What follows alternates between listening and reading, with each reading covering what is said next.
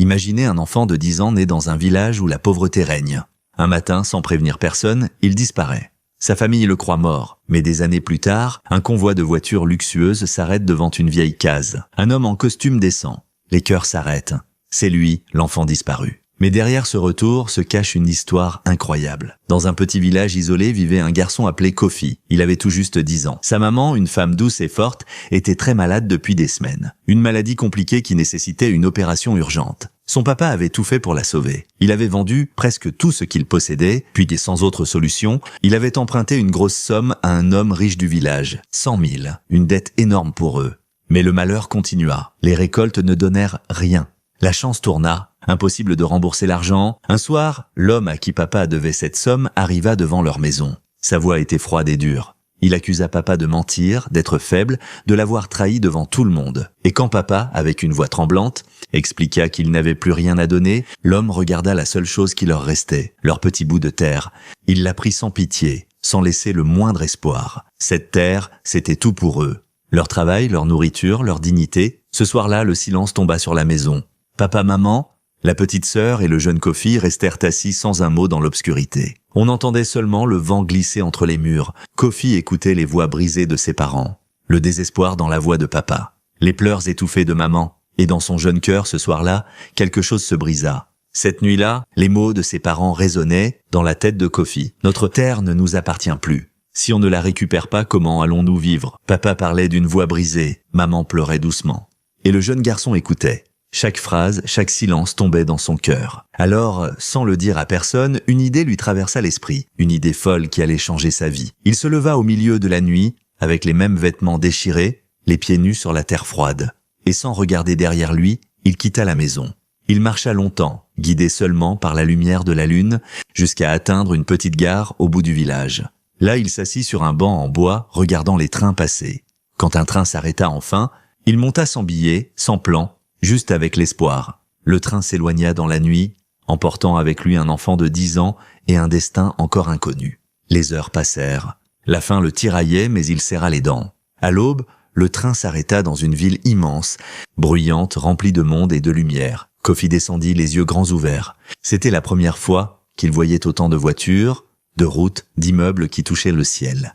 Tout bougeait trop vite, tout semblait trop grand pour lui. Et pourtant, il ne recula pas. Il se dit « Je ne reviendrai pas les mains vides ». Il marcha longtemps dans les rues, sans savoir où aller, jusqu'à ce qu'une odeur de nourriture chaude lui fasse tourner la tête. Un petit restaurant de bord de route, rempli de chauffeurs venus manger et rire avant de repartir. Son ventre criait famine, mais il n'avait rien, pas une seule pièce. Et c'est là qu'allait commencer la première épreuve de sa nouvelle vie. Sous le soleil brûlant de la ville, Kofi s'approcha timidement d'un homme au visage bienveillant. Il joignit les mains, la voix tremblante. « Monsieur, j'ai faim. Je cherche du travail n'importe lequel. Je peux faire tout ce que vous me demanderez. Je vous en supplie. » L'homme, un chauffeur routier, le regarda longuement. Ses vêtements poussiéreux, ses yeux pleins de fatigue. Il comprit tout de suite que ce garçon ne mentait pas. « Écoute, petit, » dit-il doucement. « Moi, pour l'instant, je n'ai pas de place. Mais va parler au patron du restaurant là-bas. Peut-être qu'il pourra t'aider. » Kofi hocha la tête. Mais avant de partir, il murmura encore « Je ne veux pas d'argent, monsieur. Donnez-moi juste à manger et je ferai tout le reste. » Le chauffeur resta un instant silencieux. Puis un léger sourire lui échappa. « D'accord, monte avec moi. Tu m'aideras sur la route. » Et ce fut le début d'une nouvelle vie. Kofi devint son assistant. Il chargeait les sacs, nettoyait la cabine, allait acheter de quoi manger quand le chauffeur en avait besoin. Il dormait dans le camion, mangeait peu, mais il apprenait. Chaque jour, il observait comment l'homme conduisait, comment il parlait aux clients, comment il négociait les livraisons. Le temps passa. Le garçon maigre et timide devint un adolescent fort, silencieux et déterminé. Un soir, alors qu'il s'était arrêté près d'un entrepôt, il regarda son mentor et dit calmement « Chef, j'aimerais apprendre à conduire. » L'homme posa sur lui un regard étonné puis attendri. « Conduire? Mais tu es encore trop jeune, petit. Tu n'as même pas 18 ans?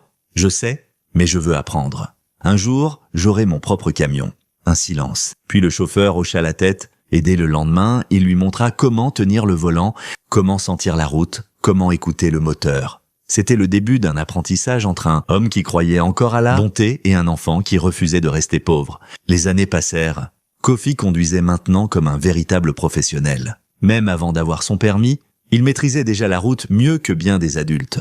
Mais le jour de ses 18 ans, il fit les choses dans les règles.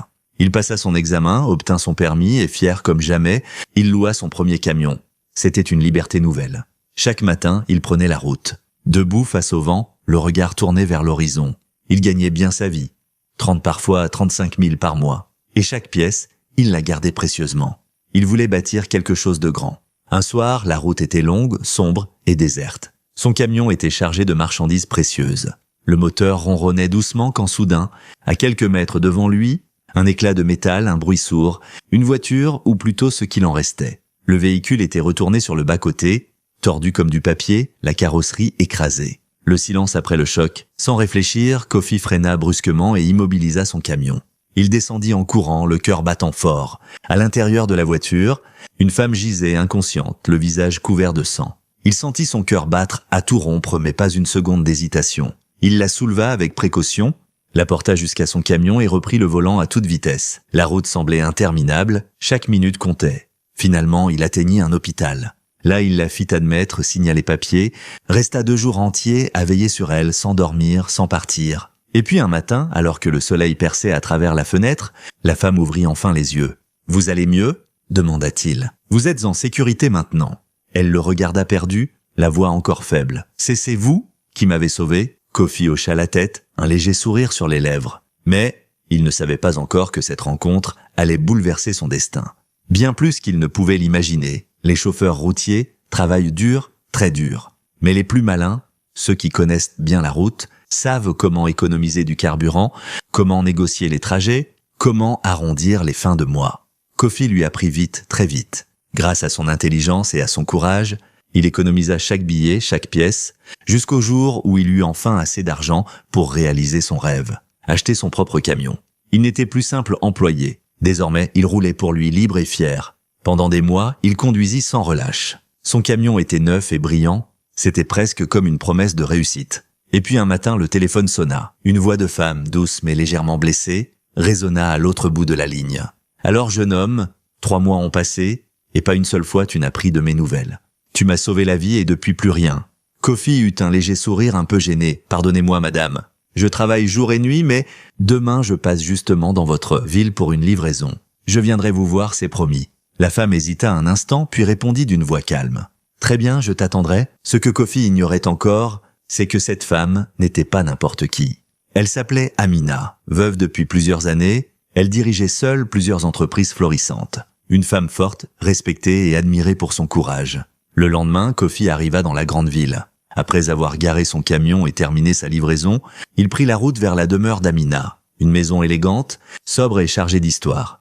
Quand elle ouvrit la porte, elle eut un sourire sincère, presque tendre. « Enfin te voilà, dit-elle doucement. Entre, j'ai beaucoup de choses à te dire. » À cet instant, Kofi ne le savait pas encore, mais cette rencontre allait ouvrir un chapitre totalement nouveau de sa vie. L'atmosphère était chaleureuse. Elle l'invita à s'asseoir, lui présenta ses enfants, 2 jeunes filles souriantes et polies. Ils partagèrent un petit déjeuner simple mais plein de douceur, comme si le hasard avait voulu recréer une famille autour de cette table. Puis après un moment de silence, Amina le regarda avec bienveillance. « Dis-moi Kofi, d'où viens-tu? Où vivent tes parents ?» Le jeune homme inspira lentement. Ses yeux s'assombrirent, comme si une ombre du passé traversait son regard. « Mes parents vivent à Kibara, dit-il d'une voix basse.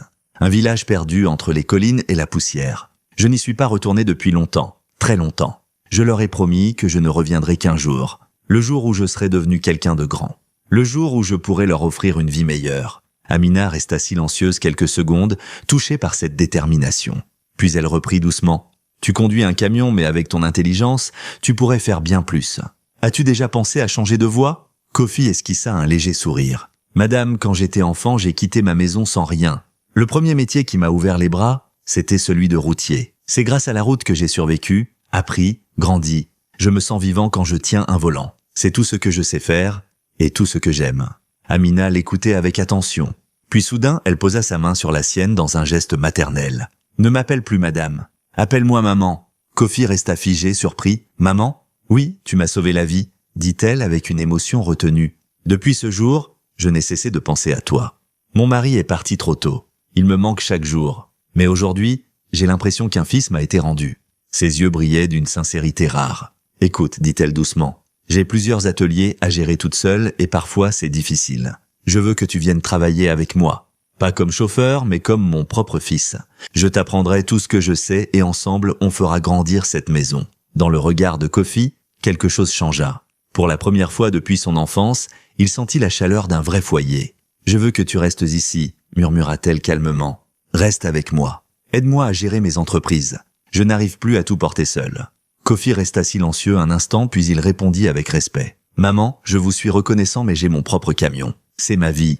Je préfère continuer sur la route. » Amina sourit, patiente, presque maternelle. « Écoute-moi, mon fils. Tu n'as rien à perdre. Laisse ton camion à quelqu'un de confiance. Loue-le. Tu continueras d'en tirer un revenu. Et ici, à mes côtés, je te verserai un salaire honnête. 300 000 par mois. 300 000. » Le mot résonna dans l'esprit de Kofi comme un écho irréel. Il la fixa incrédule.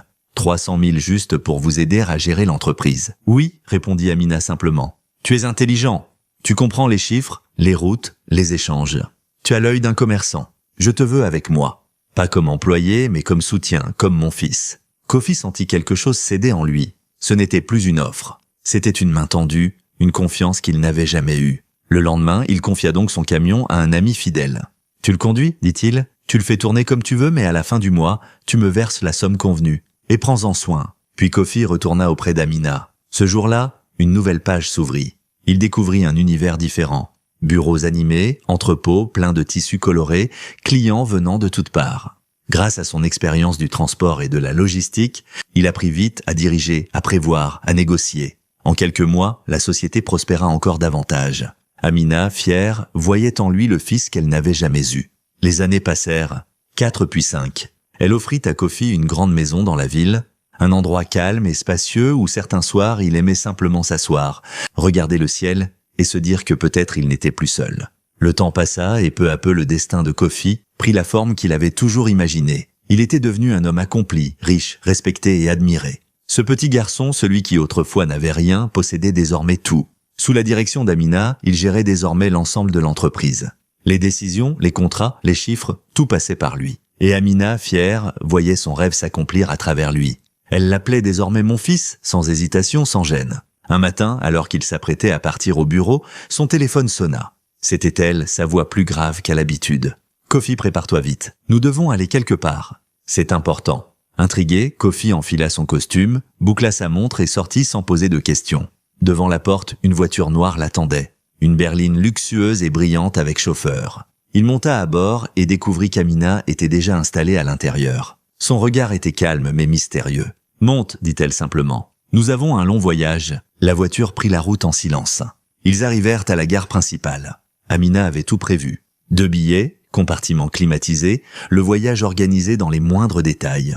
Kofi ne posa pas de questions, mais au fond de lui, un sentiment étrange naissait. Comme si ce voyage allait le ramener là où tout avait commencé. Le train s'ébranla, glissant lentement à travers les paysages. Les champs, les villages, les collines défilaient, comme des souvenirs qu'on effleure du regard. Des heures passèrent, et quand enfin le train ralentit, Amina posa doucement sa main sur son bras. « Nous descendons ici », dit-elle doucement. Kofi leva les yeux. Le nom de la gare apparut devant lui et son cœur se serra. C'était la région de son enfance. Il n'osa rien dire. Peut-être qu'elle savait, peut-être qu'elle voulait lui offrir le plus grand des cadeaux. Revoir ceux qu'il avait laissés. Ils descendirent du train. À l'extérieur, une dizaine de voitures noires les attendaient déjà. Alignées comme pour une cérémonie, des chauffeurs en costume, des agents de sécurité, des regards attentifs. Amina avait tout préparé. Tout était prêt pour quelque chose, mais quoi ? Kofi sentait une tension familière grandir en lui comme avant une tempête. Les voitures quittèrent la gare dans un silence presque solennel. Devant, une berline noire. À l'intérieur, Amina et à ses côtés, Kofi. Derrière eux, 10 peut-être 15 voitures suivaient, formant une longue file brillante qui avalait la route. À chaque croisement, les habitants s'arrêtaient stupéfaits. Les regards se levaient, les chuchotements enflaient. On se demandait qui pouvait bien arriver avec un tel convoi. La poussière se soulevait, les moteurs grondèrent doucement, et bientôt le convoi entra dans le petit village de Kofi. Des enfants couraient derrière les voitures, des anciens restaient debout, figés, comme s'ils voyaient un rêve passer sous leurs yeux. Et puis les véhicules ralentirent. Le premier s'immobilisa devant une maison modeste, un peu usée par le temps, celle d'où tout avait commencé. Devant la porte, un vieil homme et une femme âgée étaient assis sur une chaise de bois, les yeux perdus dans le vide du soir. Ils se redressèrent aussitôt, troublés par le bruit, par la poussière, par la présence de tous ces inconnus en costume. Le silence tomba. Les portières s'ouvrirent. Kofi sortit lentement de la voiture. Costume sombre, regard humble, il fit quelques pas puis s'arrêta juste devant eux. Sans un mot, il s'agenouilla.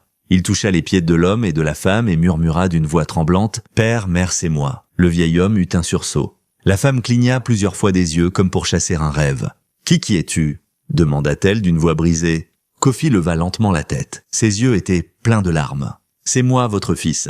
Un silence puis un cri. La mère porta les mains à sa bouche, incapable de parler.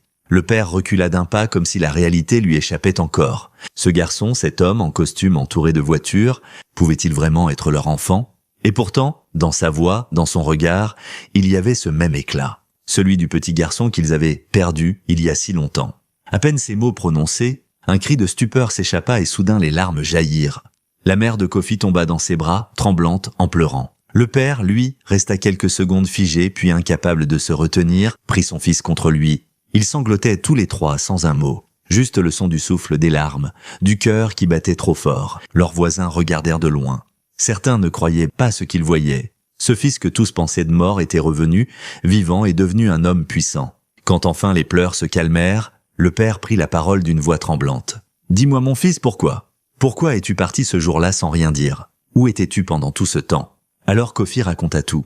La fuite, la faim, le train pris en cachette, les années de travail, le camion Amina, l'entreprise, chaque mot semblait à la fois vrai et irréel.